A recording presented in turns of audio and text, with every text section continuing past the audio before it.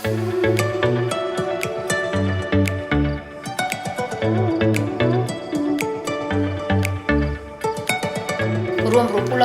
2024 fankalazana ny andro manera-tany ho an'ny tany mahavelona.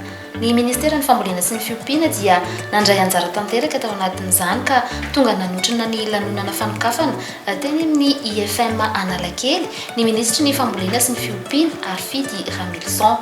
Efa maro ny paikady hiatrena ny famokarana ianjatiny ny fiovaovan'ny toetry ny andro ankehitriny. Isan'izany ny fanaovana ny agroekôlôjika na famokarana manaja ny tontolo iainana, fomba hirosoana amin'ny fanatrarana ny fahavitantena ara-tsakafo.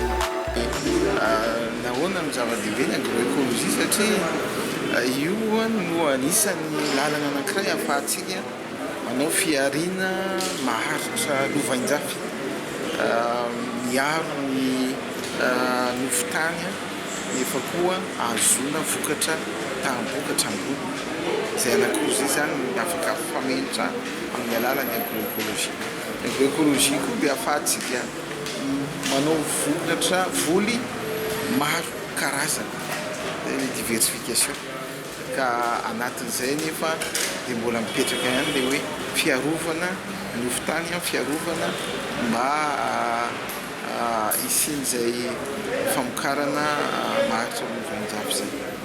Dia amporosiny ny tanora indrindraindrindra mba miditra amin'ny fambolena, indrindra ampiatra an'izany teknika agroekôlôjika zany zay efa ao mba ahafahantsika miaro ny nofotany ary hitsindrovana ny taranaka fara-mandimby. Fa hoe mba misy fanantenana zany tsika satria efa manomboka le mahatsapa ny ataontsika hoe ny acteur na tantsaha ny mpamboly maro, fa ilaina amin'izay ny mametraka paikady sy fomba fiariana mitsindro ny taranaka izay lovain-jafy zay.